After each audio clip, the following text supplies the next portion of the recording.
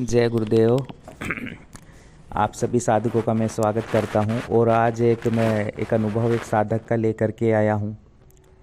अभी लगभग 2 से 3 मंथ ही हुए होंगे, उन्होंने एक उर्वशी साधना संपन्न की हमारे मार्गदर्शन में, और कई अनुष्ठान वो गुरु पुरस्रण भी कर चुके थे गुरु मंत्र का, और कुछ महाविद्या साधना दीक्षाएं भी उन्होंने ले रखी थी। लेकिन ऐसा कुछ प्रत्यक्षीकरण करना चाहते थे, देखना चाहते थे कि गुरुजी मेरे लिए कौन सी साधना जो है वह अनुकूल रहेगी अप्सरा साधनाओं में। और अप्सरा साधना तो कई कर चुका हूँ, लेकिन वह प्रत्यक्षीकरण की स्थिति नहीं बन पाई है। और देखना चाहता हूँ कि क्या होता है, अप्सरा होती है जब सशरीर आती है तो कैसे बातचीत करती है, क्या होता है, और मैं देखना चाहता हूँ उसको। और मैंने कहा कि जब आप अप्सरा साधना कर ही चुके हो तो लाभ तो आपको कहीं मिले ही होंगे। ऐसा तो होता ही नहीं कि हम अप्सरा साधना करें और उसके लाभ हमें प्राप्त ना हो, जीवन में वह आए ना। तो उसने कहा कि जीवन में सब कुछ प्राप्त हो चुका है मुझे, मैं महाविद्या साधना भी किया हूँ, माँ की कृपा भी है, गुरुदेव के पुरस्कार भी मैंने किए हैं, और प्रेम भी मेरे जीवन में है, पत्नी भी वही आ गई है जिससे मैंने प्रेम किया, वही स्त्री से मेरा विवाह भी हो चुका है। ऐसा कोई भी दिक्कत नहीं है जीवन में। लेकिन मैं देखना चाहता हूँ कि वो होती कैसी है, क्योंकि उसने मुझे सब कुछ प्रदान किया है अप्रत्यक्ष रूप से। तो उस अप्सरा साधना के माध्यम से मैंने वह सब कुछ प्राप्त किया हुआ है। लेकिन मैं देखना भी चाहता हूँ कि होती क्या है, होता भी है नहीं होता है।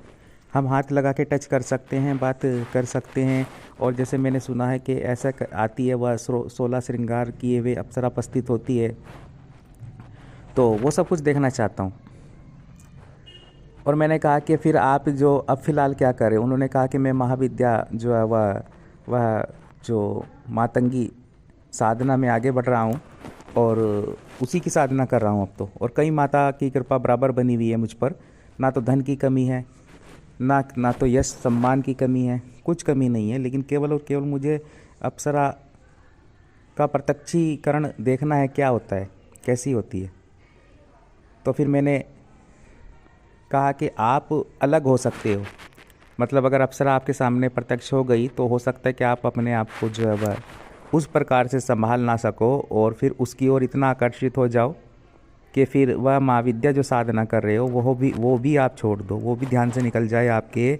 और गुरु मंत्र भी आप इतना जो है समर्पण के साथ में उसमें जितना भी मंत्र जप कर रहे हो वो ना कर सको, केवल उसका चिंतन भी आपको 24 घंटे रह सकता है। वो ऐसा आपको आकर्षण में बांध भी सकती है अगर आप उसे सशरीर देख लोगे।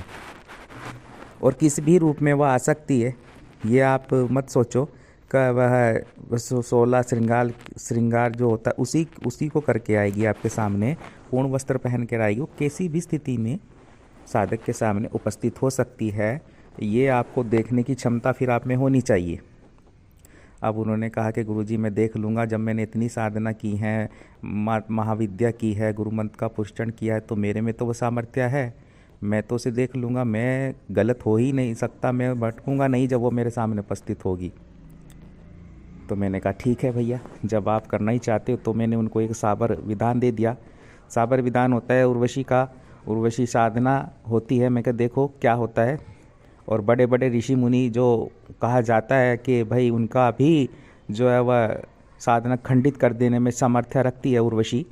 और एक जो अप्सरा होती है, बात मात्र उर्वशी की ही नहीं है, मात्र हर अप्सरा की ये बात आ जाती है कि वह उसमें एक क्षमता होती है कि जब कोई साधक अपना साधना में आगे बढ़ रहा होता है, किसी विशेष साधना में, महाविद्या साधना में, और ये लगता था भाई इंद्र को कि अब ये मुश्किल में मेरा सिंहासन भी हो सकता है कि इस साधना के वजह से मुश्किल में ना पड़ जाए, है ना। तो वो भेज देते थे उस अप्सरा को या उर्वशी को उनकी साधना खंडित करने के लिए। और बड़े बड़े ऋषि मुनियों की साधना खंडित हो चुकी है, तो हमारी तो सामर्थ्य क्या है। लेकिन जब आप साक्षात की बात आ जाती है, फिर मैंने उनको वो विधान दे दिया।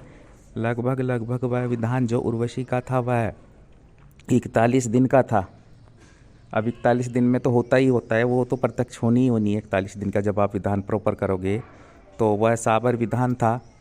तो हालांकि उनकी क्षमता भी थी, मुझे देना पड़ा क्योंकि उन्होंने कई गुरु मंत्र के पुष्टन किए हुए थे, महाविद्या साधना में काफ़ी आगे बढ़ गए थे।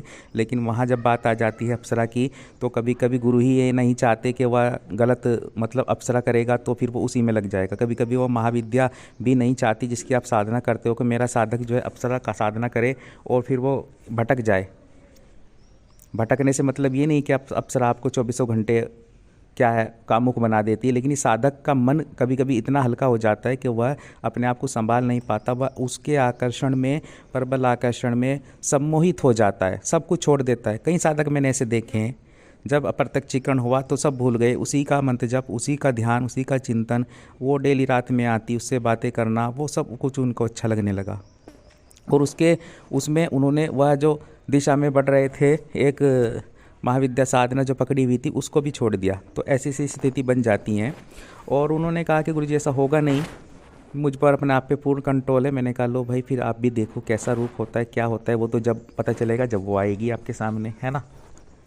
41 दिन का विधान, साबर विधान उनको दे दिया और वो चले गए विधान लेकर के। शक्तिपात दीक्षा भी उनको दे दी थी। और उसके बाद में उन्होंने साधना शुरू कर दी। और साधना जो थी अपने घर में ही की, क्योंकि घर में व्यवस्था थी, एक रूम था और एकांत रूम था उनका, उसमें वो मंत्र जप करते थे। नित्य रात्रि में उनको मंत्र करना होता था। और इसमें कुछ प्रक्रिया, भोग प्रक्रिया भी चलती है, जो साबर विधान होता है वो उन्होंने हमसे करवाई। उनके नाम से जो भोग वगैरह होता था वो हम दे काना हमको पड़ता था और वो दियाते थे हम। लेकिन वह साधना उनकी अच्छी चल रही थी। 41 दिन की साधना में भिन्न भिन्न प्रकार के अनुभव होते हैं, क्योंकि जितना लंबा साधना होगी उतना उसके चांस बढ़ जाते हैं प्रत्यक्षीकरण के मामलों में। और फिर जब साबर विधान हो फिर तो ये संभावना कमी हो जाती है कि ऐसा होना, प्रत्यक्ष होना, चीज़ें, शक्ति आपके सामने उपस्थित ना हो, है ना। तो मेहनत भी लगती है और ये देखना पड़ता है कि साधक क्या काबिल है इस साधना करने के। हालांकि उनमें क्षमता थी, इसीलिए देना पड़ा मुझको उनको विधान भी, कि भाई चलो फिर। हाँ भाई, धीरे धीरे 40 दिन भी नज़दीक होने वाले थे, लगभग 10 दिन रह गए थे, 40 दिन पूरे होने वाले थे। और मैंने कहा था कि शक्ति ये ज़रूरी नहीं होता कि 41 दिन में ही आकर के आपके सामने खड़ी होगी, वो जब लंबा अनुष्ठान होता है तो पहले ही आ जाती है। और पहले ही वचन की क्रिया भी आपको ले लेनी है। वचन क्या होते हैं ये सब कुछ आपको ले लेना है। अब उर्वशी आपसे वचन लेगी, उपस्थित होगी, सामने खड़ी होगी, और आपको ये देखना है भाई मंत्र वहीं छोड़ देना है। ऐसा नहीं है कि माला पूरी करनी है, ठीक है ना। अगर वो आ रही है, बार बार आग्रह कर रही है, 1-2 बार आप रुक जाइए, लेकिन अगर आपके पीछे आकर खड़ी होगी, सामने आकर के खड़ी होगी 10 दिन पहले ही, और बोल रही है कि मैं प्रत्यक्ष हो चुकी हूँ, आप जो है वचन ले लीजिए, ठीक है, तो वहाँ आप माला रख करके उससे बात कर सकते हैं। ऐसा कुछ नहीं कि साधना खंडित हो जाएगी, साधना वहाँ खंडित नहीं होगी आपकी, ठीक है।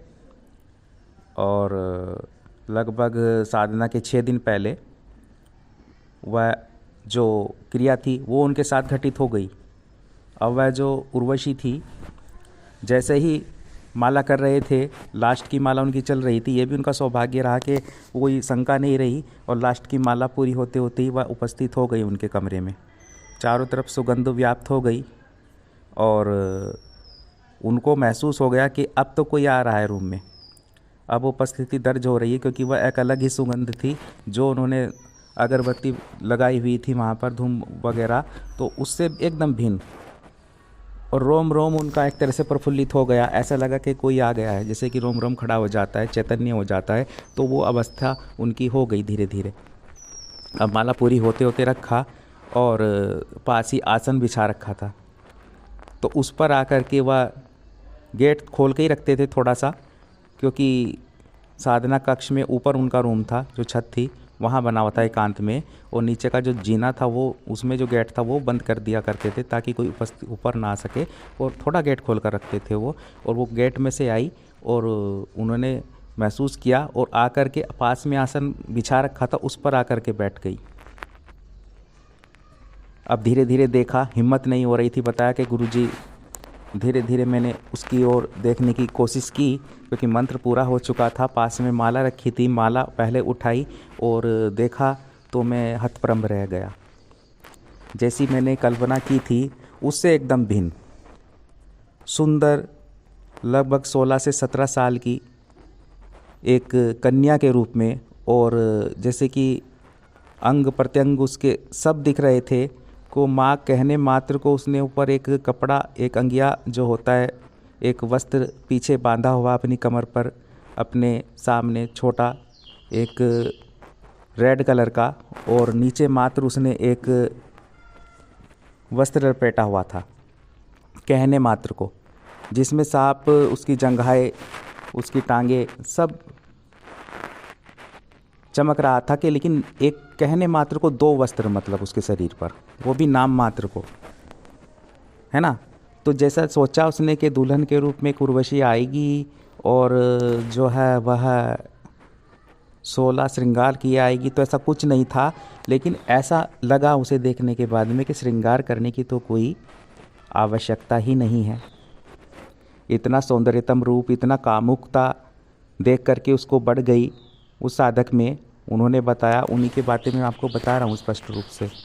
और बाल केस बहुत लंबे लंबे उनके, और नीचे पड़े थे, फर्श पर भी पड़े थे, क्योंकि वो बैठी थी। जब उन्होंने देखा, खड़ा नहीं देखा था, बैठा देखा था, और बैठ करके उन्होंने उसका हाथ अपने हाथ में लिया और बोली कि आपकी साधना से मैं बहुत प्रसन्न हूँ, आप जो इच्छा करोगे वो मैं पूर्ण करूँगी, जिस कामना में आप मुझे चाहते हो उसी रूप में मैं तुम्हारे साथ जुड़ने के लिए तैयार हूँ।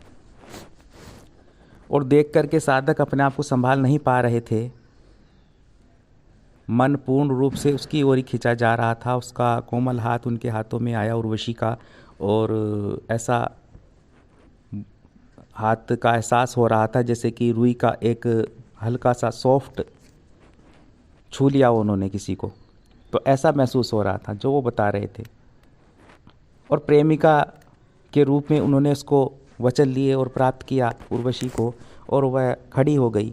खड़ी होने के बाद में जब वो भी खड़े हुए और माला उनके गले में डाली, तो वो उनके यौवन को देख करके हतप्रम रह गए कि क्या इतना भी सुंदर कोई रूप हो सकता है। आवश्यकता ही नहीं, उन्होंने बोला कि गुरुजी उसको तो आवश्यकता ही नहीं थी कि कोई वस्त्र भी पहनने की, या फिर मुझे लग रहा था 16 श्रृंगार करके आती है तो कोई श्रृंगार की भी आवश्यकता नहीं थी, क्योंकि अंग प्रत्यंग ही अपने आप पे श्रृंगार युक्त था, सब चीज़ फीकी थी उसके सामने। तो फिर खैर क्या हुआ, वो रूप था, और रूप को देख करके उन्होंने प्रेमिका रूप में उर्वशी को प्राप्त कर लिया। लगभग 6 दिन पहले ही उनकी साधना संपन्न हो गई। लेकिन वो मैंने कहा कि मंत्र आपको आगे तक लेके जाना है, वो भले ही आ गई है, वचन भी हो गए, लेकिन पूर्ण करना है। 41 दिन तो पूर्ण करने हैं, उसके बाद में सामग्री को आपको प्रवाहित कर देना है। तो वो क्रम उन्होंने किया, और वह अप्सरा उन 6 दिनों में बराबर उनके पास आती रही, नित्य रात में आती बैठती, और जो है वह साधना भी उनकी पूर्ण संपन्न हो गई।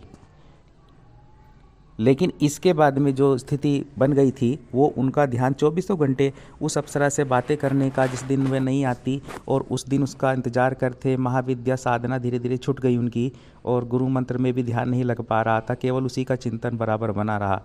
साधना के 21-20 दिन बीत गए थे, और स्थिति वह हो गई थी कि अपनी पत्नी को भी भूल चुके थे। पत्नी साधना पूर्ण हो गई थी, अब 41 दिन तो अलग रहे रूम में, ऊपर के रूम में। पत्नी भी उनकी थोड़ा धार्मिक प्रवृत्ति की थी, वह खैर उन्हें सहयोग प्रदान करती थी साधना में। लेकिन अब ये कुछ नियम होते हैं कि गृहस्थ में रहने के भी कुछ नियम होते हैं भाई। ऐसा नहीं है कि आप सब कुछ छोड़ दो, उनका भी पालन करना पड़ता है। अगर पत्नी है तो वह भी क्रिया आपको करनी ही होगी, गृहस्थ रूप वाली जो होती हैं चीज़ें, वरना फिर सब बिगड़ जाता है। अब ऊपर के रूम में ही रहने शुरू कर दिया उन्होंने 41 दिन पूर्ण होने के बाद भी, क्योंकि उसी का इंतज़ार करते। अब एक अप्सरा होती है तो सारी क्रिया होती है ना। वह प्रेमिका रूप में उन्होंने सिद्ध कर लिया, और ऐसी सौंदर्यतम रूप उसका, और हर दिन नए रूप के साथ उपस्थित होती थी। ऐसा नहीं है कि आप साधक को वह ऐसा मौका ही नहीं लगने देती थी। उर्वशी क्या होती है, या कोई अब भी अप्सरा होती है, कि वह नित्य नए रूप में आती है, नए रूप को लेकर के आती है, उपस्थित होती है साधक के समक्ष, नए रूप में, नए यौवन के साथ में उपस्थित होती है उसके साथ में, और वह फिर उसे मौका ही नहीं मिलता, वो देखता ही नहीं है किसी और की तरफ। वो स्थिति बन जाती है प्रत्यक्षीकरण के अंदर, और संभालना मुश्किल हो जाता है। फिर जो उनकी वाइफ थी, उन्होंने ही मुझसे संपर्क किया कि गुरुजी ऐसे ऐसे होने लगा है, कि उन्होंने साधना की। वह जानती थी कि हमारे मार्गदर्शन में साधना संपन्न कर रहे हैं। हमारी भी 1-2 बार उनसे मुलाकात हुई थी उन्हीं के घर पर, जब कोई हवन क्रिया की हमने। और फिर जो है वह उन्होंने मुझसे संपर्क किया कि वह अलग ही रहते हैं। साधना पूर्ण हो गई है, लेकिन 21, 20, 22 दिन हो गए हैं, लेकिन अलग ही उस पर वो रूम में ही रहते हैं वो। और बातचीत भी बहुत कम कर दी है, परिवार से कम मिलते हैं, ऊपर चले जाते हैं, अपना काम से आते हैं और फिर रात्रि एकांत में ही ऊपर ही रहते हैं। तो फिर वो स्थिति बन गई है। और फिर जब हमने उनसे देखा तो फिर समझ में आया कि वो संभाल नहीं पा रहे हैं उस उर्वशी को, और उसके जो आकर्षण पास में पूर्ण रूप से बंध गए हैं। एक महाविद्या साधक होने के बाद भी मातंगी साधना तो कब की छूट गई थी उनकी, क्योंकि मैं जैसे कहता हूँ कि संभालना इतना आसान नहीं होता है, इसलिए प्रत्यक्षीकरणों में टाइम लग जाता है। गुरु भी देखते हैं कि आप में वह ऊर्जा तत्व है या नहीं है, शक्ति भी देखती है। जब सशरीर शक्ति उपस्थित होती है तो उसको संभालना मुश्किल हो जाता है बड़े बड़े साधकों के लिए। और फिर उनके आग्रह पर, उनकी पत्नी के आग्रह पर उनसे मिलना हुआ हमारा, और मुलाकात करने हम उनके घर गए। और फिर जब उनसे बातचीत की तो उन्होंने कहा कि गुरुजी मैं संभाल ही नहीं पा रहा हूँ अपने आप को, क्योंकि वो नित्य जो है नए रूप में और इतने सुंदर रूप में आती है कि मैं जो है अपने आप को उससे दूर कर ही नहीं पा रहा हूँ। नित्य मुझे इंतजार रहता है, रात्रि में इंतज़ार उसका रहता है। उसकी वाणी इतनी मधुर है कि उसको सुनने में बार बार मैं चाहता हूँ कि मुझसे बात करती रहे, उसकी आवाज़ सुनता रहूँ। इतना कुछ हो रहा है तो मैं नहीं संभाल पा रहा हूँ। और मैं खुद महाविद्या साधना में आगे बढ़ना चाहता था, लेकिन उसमें भी रुकावट सी आ रही है। तो मुझे खुद समझ नहीं आ रहा, अपने आप को संभाल नहीं पा रहा हूँ, तो करूँ क्या। तो मैंने खैर उनसे कहा कि आपको वचनों में आपने क्या कहा। उन्होंने बोला कि वचनों में तो मैंने यही बोला है कि आप प्रेमी का रूप में मैं आपको प्राप्त करना चाहता हूँ और आप मेरे साथ रहें प्रेमी का रूप में। तो वहीं साधक कुछ गड़बड़ी कर देते हैं कि जब मैं आपका आवाहन करूं तब आपको आना है, और जब मैं आपको जाने के लिए कहूं तब आपको चले जाना है ना, वापस। तो ये कुछ चीज़ें बोलनी पड़ती हैं। ऐसा नहीं है कि आप मेरे साथ रहो, तो वो तो 24 घंटे आप पे नज़र बना के सूक्ष्म रूप से रहेगी, चली भी जाएगी तब भी आप पे नज़र बना के रखेगी, सूक्ष्म रूप को धारण करके आपके साथ रहेगी, है ना। तो फिर आप संभाल नहीं पाओगे अपने आप को। जब जब उर्वशी या कोई भी अप्सरा आपसे जुड़ती है, कोई भी अप्सरा हो, यक्षिणी हो, तो फिर क्या होता है, आप एक में आकर्षण तत्व तो बढ़ जाता है और आप उसकी ओर ही आकर्षित हो जाते हो, क्योंकि प्रबल आकर्षण होता है उनमें। और फिर जो है वह वो स्थिति वापस लौटने की होनी चाहिए कि आप वापस अपने जो है वह ग्रस्त रूप में लौट जाएं और वापस जो है अपने क्रियाकलापों में भी लगें, काम भी देखना है, सब कुछ करना होता है ना।